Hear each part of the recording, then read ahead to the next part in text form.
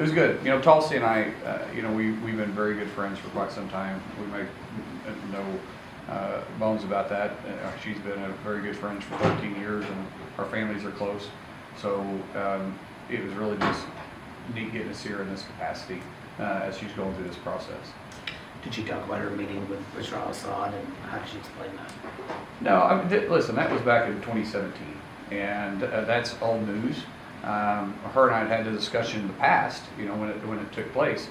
But for people to say, to even use that as a reason for her being compromised or that she's not qualified is the most ridiculous thing that I've ever heard of. She carries a top secret clearance. Since then she's been promoted twice in the United States Army. She's over the reserve unit in Oklahoma and Missouri. She's a lieutenant colonel in the United States Army, and I believe if she was compromised, she probably wouldn't still be in the service, and she definitely wouldn't be able to carry her TS, right? So that's just the Democrats, in my opinion, just trying to look for any way to discredit her. But this is, they fear her. Why? Because she left the party. She understands what the old Democrat Party is like. I guess I say the new Democrat Party is like. And that's the reason why she left to begin with. And then now the way they're attacking her, trying to say she's not qualified, when they've looked past Biden's own individuals. I mean, look at Pete Buttigieg. What was he qualified to be? How could he possibly even think about being the transportation secretary? What was his qualification? And you look at Tulsi, and she's 22 years in the service, a lieutenant colonel, 4 terms in the House of Representatives. She carries a TS clearance right now. And you're going to say that she's not qualified to be the Director of National Intelligence? That's absurd. Senator, what guidance did you provide her today on preparing for the hearing next week, assuming it happens next week? She has an advantage that some of these nominees don't. She's been in these hearings. Not necessarily a confirmation hearing, but she's been through hearings before. She understands kind of the process of it. For her, it's just be prepared to answer those tough questions. If people are going to say that you're not qualified, that's an easy way to get away from that, because she's more than qualified. But to actually get into the process of what her vision is for the intelligence agencies, how is she going to lead those? She is very capable of leading in a strong way, and she just needs to find that rhythm and stay there. When she was in the House, she introduced legislation to get rid of FISA Section 702 authority. Obviously, that's a very important method of collecting intelligence, something she would oversee as DNI. Is that problematic that she introduced legislation on that, and is she prepared to disavow it? No, I wouldn't say that. I tell people all the time, look, we make decisions based on 2 things: the way we're raised and our life experiences. That's the way you guys make these decisions, the way I make decisions, and throughout life, that changes. When it's the same thing with Vice President-elect J.D. Vance, right?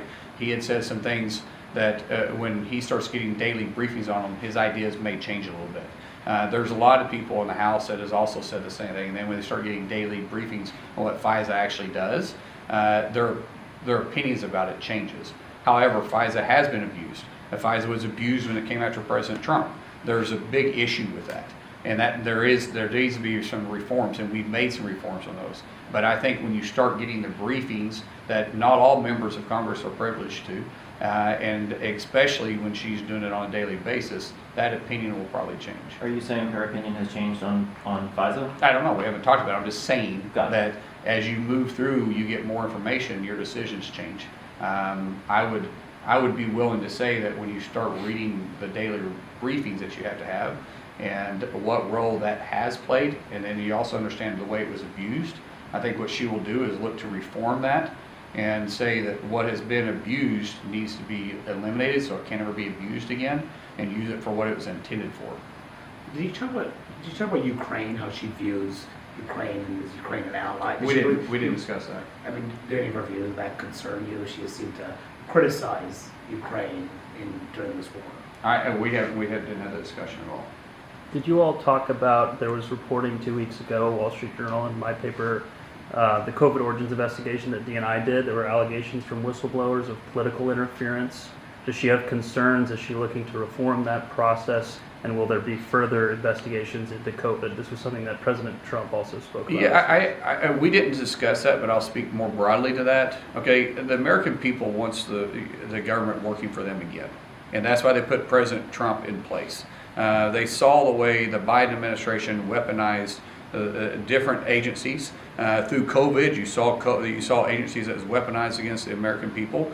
When you start seeing the origins of COVID and some of the cover-up that's been taking place, that's slowly starting to trickle out, why it was covered up, why things took the route that they did, there is concerns. When we start talking about the intelligence agencies, or start talking about any type of federal agency that's out there, regardless of what it is, or we start talking about the DOD, there's reforms that needs to take place. And President Trump is putting a cabinet together. He's putting the directors together. He's putting secretaries together that are going to put those reforms in place and get the government, the American government, working for the American people again. Was there any discussion of releasing certain categories of documents when No. she takes office? No, that wasn't discussed. Senator, what do you expect her to say to Democrats who maybe question her judgment in relation to the meeting with Bashar al-Assad? Not her military record, but her judgment. She's very capable of answering that herself.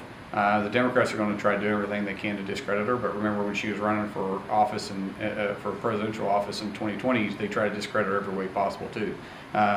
She's used to that. The Democrat Party today is, if you don't agree with us, then we're going to do everything we can to destroy you.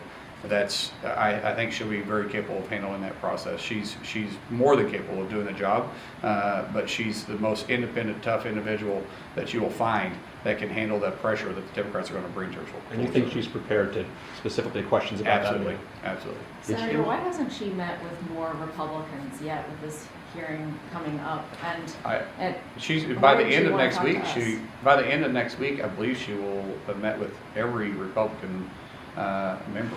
that's the plan before the hearing. Okay. Yeah, to have, I think she's met with almost all of them. I think the numbers are pretty low at this point.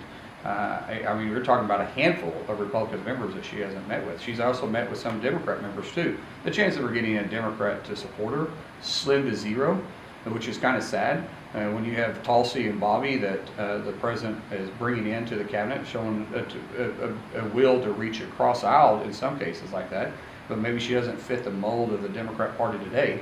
But she is. You think that there's some Democrats that are willing to walk across the aisle a little bit and support her for the position she's going to go to. But as far as her meeting with people, she's been meeting with everybody. She's been up here working just like all these nominees have been doing. I mean, they have been in the halls working hard because it's important for us to get the president's cabinet in place day one. He needs to be able to do his job. And she is capable of doing her job. And to say that you're going to delay the director of national intelligence because of some petty beef that you might have with her is absolutely absurd. She's going to put the American people at risk. The president needs to have his cabinet in place, and especially a position like hers. Why did she decide today? Sorry, not to Yeah. talk to us like this gaggle. Oh, I think you're seeing this with a lot of the noms that they're not spending a lot of time with the press. They're taking the fight straight to the members and meeting with the members. And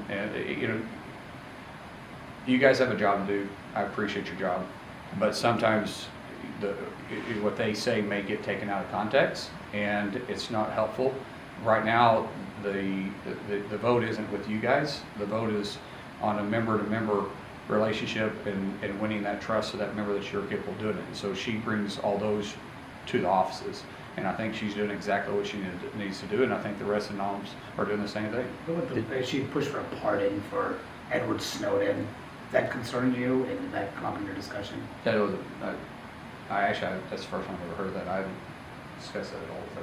Given that you think she's not going to get any Democratic votes, obviously that means that she can't lose more than a couple Republicans.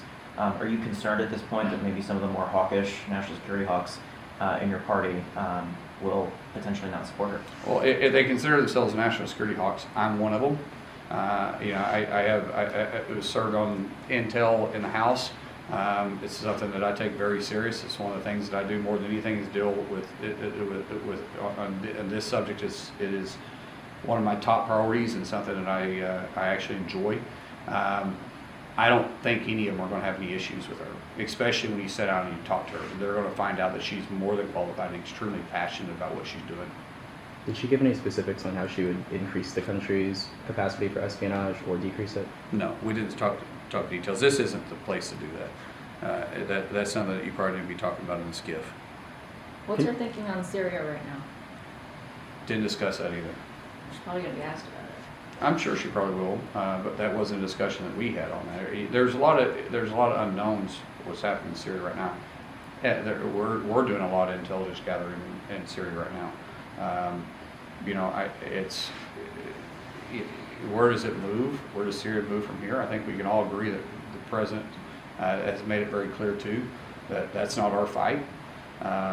I mean, we're here to be friendly, but we're not going to get involved in that. The Syrian people's going to work this process out themselves. But as far as her and I having that discussion, we didn't discuss that. Can you talk a little bit about, there's been lots of accusations of the hearings being delayed because paperwork isn't being filed, financial disclosures. From your perspective, what's happening in these instances specifically? Well, in her case specifically, there's the Democrats have chose to just bombard her and some of the other candidates with a tremendous amount of questioning before they'll even allow the work paperwork to move forward. It's ridiculous. I was talking to her yesterday, and they had submitted another 197 questions that the committee was wanting her that came from the Democrat side. And then they're going to sit there and complain that the paperwork's taking too long. They're delaying the tactics. They're trying to do everything they can to delay to have her hearing. That's when I go back to it's a national security risk when they're doing this. The President of the United States needs to have his advisors and his cabinet in place on day one. And why they're delaying this is absolutely absurd. Isn't this part of the normal part of the process, though, the questionnaires beforehand? Sure it is, but those questionnaires are pretty common. Everybody has them. But when you resubmit, and you're constantly asking more. Once you submit the questions, they send them to you, you answer them, and then they come back with a second round or a third round or a fourth round. At some point, it's nothing but a delay tactic. But if these questions are coming from the Democrats, I mean, is she under any obligation to submit the answers before Tom Cotton sets up the hearing? Obligation, I'd say yes, because we do, especially, I haven't served on the Intel on the Senate side.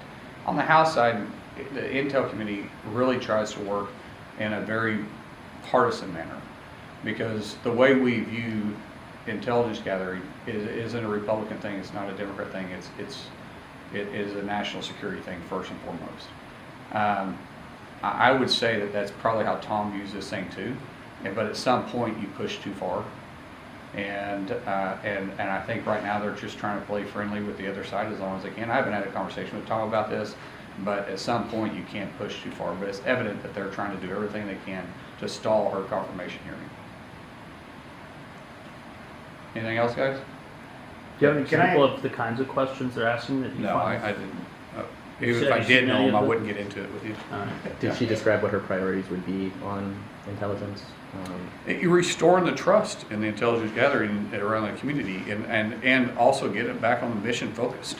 It hasn't been exactly where it needs to be, and not being completely honest with the American people too, or even Congress as a whole. We spend more time trying to figure out what was redacted on papers underneath Director Hines than we do anything else.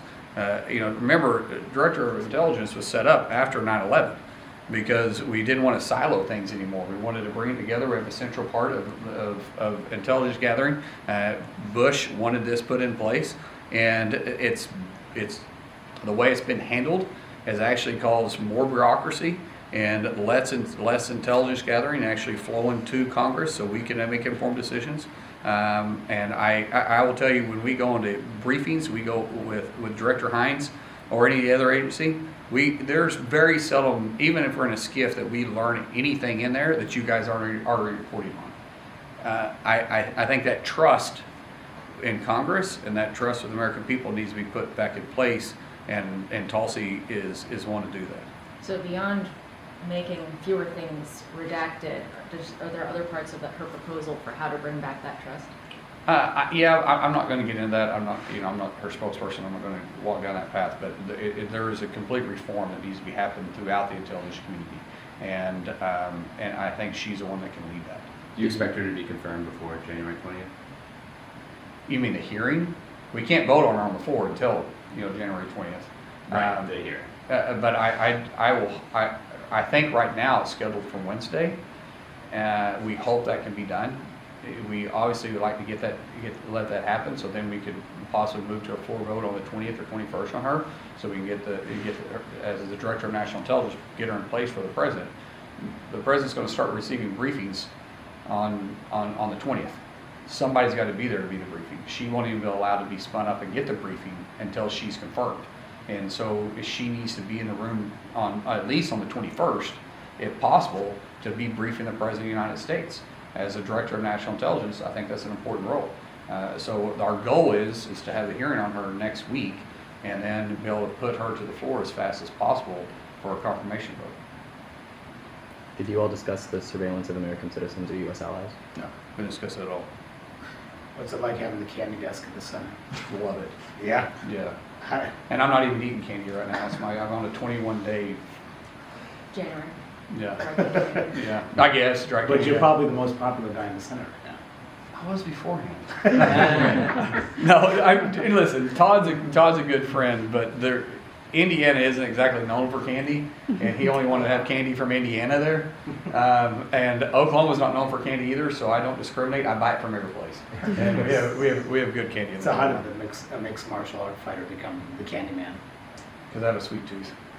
Yeah, 100%. Yeah, I work out so I can eat what I want. So, all right, guys. Thank you. Thank you, Appreciate it. Senator.